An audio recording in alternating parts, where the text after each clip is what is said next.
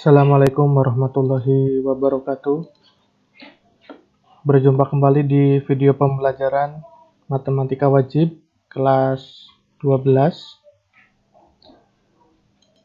Di video kali ini kita akan membahas materi pertama di Matematika Wajib, yaitu dimensi 3. Tujuan pembelajaran yang akan kalian ikuti, yang pertama, mengidentifikasi objek geometri. Yang kedua, mengidentifikasi kedudukan titik terhadap garis. Yang ketiga, mengidentifikasi kedudukan garis terhadap garis. Dan yang keempat, mengidentifikasi kedudukan garis terhadap bidang. Sebelum kita ke inti materi, di materi dimensi 3 ini, manfaat atau aplikasi yang dapat kalian pahami. Yang pertama, tentu saja dalam geometri itu banyak dimanfaatkan untuk pengukuran jarak, panjang, atau pengukuran dimensi membuat sebuah bangunan, gedung, dan lain-lain. Yang selanjutnya dapat digunakan untuk mendesain sebuah bangunan, yaitu yang dilakukan oleh para arsitektur, dan juga mendesain denah atau pola-pola seperti jembatan, bendungan, dan lain-lain.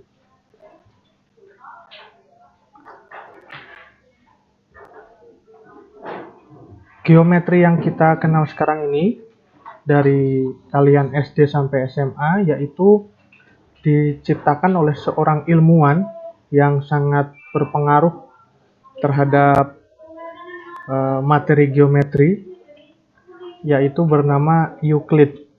Maka dari itu geometri yang kita pelajari sekarang adalah geometri Euclid. Ya, Euclid adalah bapak geometri dunia. Bukunya yang sangat terkenal yaitu Basic of Geometry. Nah, walaupun Euclid adalah bapak geometri, tetapi konstruksi teorema-teorema geometri juga dibangun oleh beberapa ilmuwan selain Euclid. Ya, maka kita kenal dengan geometri non-Euclid. Tapi yang akan kita bahas adalah bentuk geometri-geometri yang sesuai dengan penemuan Euclid. Yang pertama akan kita pelajari yaitu tentang objek geometri. Ada 3 di sini bentuk objek geometri, yaitu yang pertama adalah titik. Ya. Titik adalah objek geometri yang tidak punya ukuran, artinya tidak punya panjang, tidak punya lebar, dan tidak punya ketebalan. Semua objek geometri pada dasarnya adalah abstrak. Ya. Pada dasarnya adalah abstrak. Apa yang kita lihat dan apa yang kita gambar itu semuanya bukanlah objek geometri. Misalkan kalau dalam pembelajaran kita tahu bahwa titik itu disimbolkan dengan seperti ini ya, tik gitu ya. Sesuatu yang tidak punya panjang dan yang tidak punya lebar di dunia nyata itu sebetulnya tidak ada. Cuma kalau kita gambarkan sebuah titik, bisa berupa bulatan kecil ya. Nah, bulatan kecil ini apakah sebuah titik? Nah, ini bukan ya, bukan sebuah titik, tapi ini hanya merupakan gambar titik. Ya, sama saja ketika kalian membuat gambar sebuah rumah, ya, kita tidak bisa mengatakan bahwa itu adalah rumah. Ya, itu hanya gambar rumah.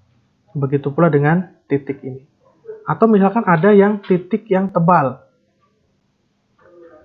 Ya, titik tebal ini yang biasa kita sebut dengan noktah. Ya. Itu pun bukan objek geometri ya. Jadi objek geometri titik ini hanya ada di angan-angan. Penamaan titik itu menggunakan huruf kapital ya, misalkan titik A ya, titik A, titik B, titik C, dan seterusnya. Itu adalah titik. Yang kedua, garis. Garis adalah kumpulan titik yang mempunyai panjang tetapi tidak mempunyai lebar atau tebal. Jadi jika titik itu kita kumpulkan atau kita buat berhimpitan, maka titik-titik yang banyak itu akan membentuk sebuah garis. Nah, garis yang dimaksud di sini adalah garis lurus yang bisa diperpanjang sampai tak hingga. Ya. Penamaan sebuah garis itu dengan huruf kecil. Di sini ada beberapa jenis garis. Yang pertama adalah garis. Garis itu berarti kumpulan titik itu yang tidak punya ujung. Ya, yang tidak punya ujung. Jadi bisa diperpanjang sampai tak hingga. Bentuknya adalah garis yang di kedua sisinya ada tanda panahnya. Seperti ini. Dan dinamakan dengan huruf kecil, misalkan L. Itu garis ya. Yang kedua adalah ruas garis. Ruas garis berarti mempunyai titik pangkal dan ujung. Ya, titik pangkal dan ujung. Biasanya titik pangkalnya kita beri nama, misalkan A. Titik ujungnya juga kita beri nama, misalkan B. Maka kita beri nama ruas garis AB. Jadi ruas garis itu garis yang punya pangkal dan ujung. Yang ketiga adalah sinar garis. Sinar garis itu adalah garis yang mempunyai pangkal tetapi tidak mempunyai ujung. Biasanya pangkalnya kita namakan, misalkan A. Nah, dan di salah satu sisinya itu ada tanda panahnya. Ini namanya sinar garis. Yang ketiga adalah bidang. Bidang yang dimaksud di sini adalah bidang yang dapat diperluas seluas-luasnya. Adapun bidang yang biasanya kita gambar itu adalah wakil bidang. Misalkan saya punya bidang seperti ini, persegi atau persegi panjang. Ini adalah wakil bidang. Penamaan bidang biasanya ada di pojok dengan huruf Yunani. Huruf Yunani misalkan ada alfa atau beta atau gamma atau theta dan seterusnya. Ada sebuah teorema di dalam bidang yang sangat terkenal, yaitu dari dua buah garis yang berpotongan dapat kita konstruk sebuah bidang. Ya, jadi ini teorema dasar ya, teorema dasar pada bidang. Dari dua buah garis yang berpotongan seperti ini, kita bisa mengkonstruk sebuah bidang. Ya, misalkan seperti ini, bidangnya bebas. Misalkan kita namakan bidangnya alfa. Ya, atau seperti ini. Ya, ini juga bentuk bidang. Nah, itu adalah teorema tentang bidang. Oke, kemudian sekarang masuk ke kedudukan titik dan garis. Kedudukan titik dan garis ada dua, yaitu yang pertama, titik terletak pada garis. Sebuah titik A dikatakan terletak pada garis L jika titik A dapat dilalui oleh garis L. Atau titik A ada pada L. Yang kedua, titik di luar garis. Sebuah titik B dikatakan berada di luar garis K jika titik B tidak dapat dilalui oleh garis K. Nah, ini ilustrasinya untuk kasus pertama, jadi garis L, titik A ada pada garis L. Yang kedua, garis K, titik B tidak berada di luar garis, tidak berada di garis K atau berada di luar garis K. Yang selanjutnya, kedudukan titik terhadap bidang. Juga ada dua. Yang pertama, titik terletak pada bidang. Titik A dikatakan terletak pada bidang U jika titik A dapat dilalui oleh bidang U. Titik di luar bidang. Titik B dikatakan di luar bidang V jika titik B tidak dapat dilalui oleh bidang V. Ilustrasinya seperti ini. Yang bidang U berarti titik A ada di bidang U. Sementara titik B berada di luar bidang V. Selanjutnya, kedudukan dua buah garis. Kalian pasti sudah pernah mengenal di waktu SMP. Yang pertama berhimpit, ya, garis berhimpit. Jadi kelihatannya hanya satu garis, tapi di sini ada dua buah garis. Nah, ini bisa kita namakan L, juga kita namakan garis K. Ini garis berhimpit.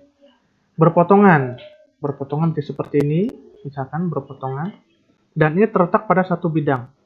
Ini garis L, ini garis K. Sejajar, ya.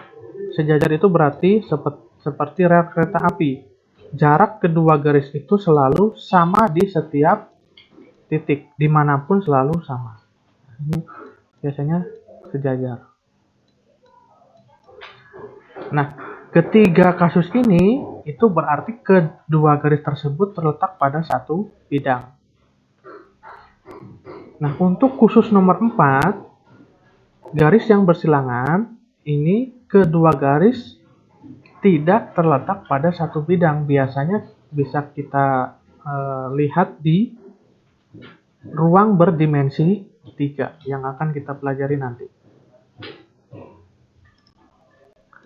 Selanjutnya, kedudukan garis dan bidang.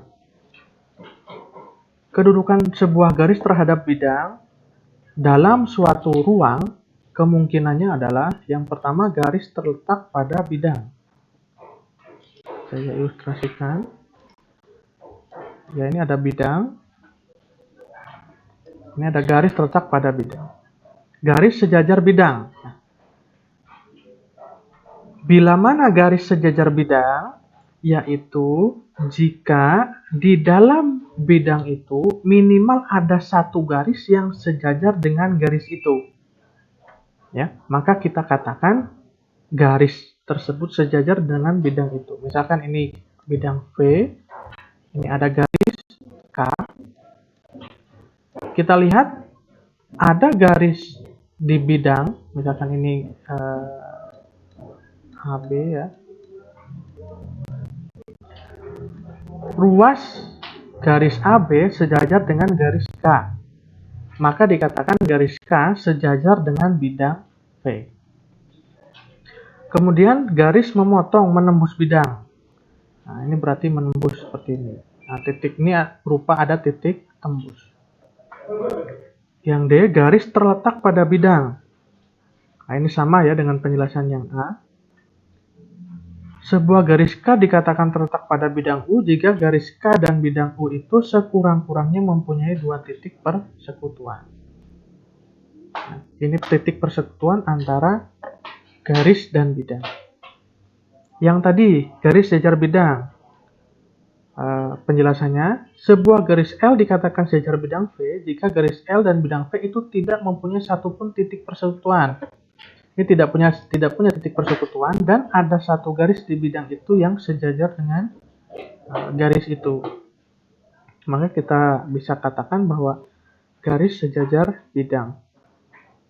Garis memotong atau menembus bidang. Sebuah garis dikatakan menembus bidang W jika garis M dan bidang W hanya mempunyai titik persekutuan.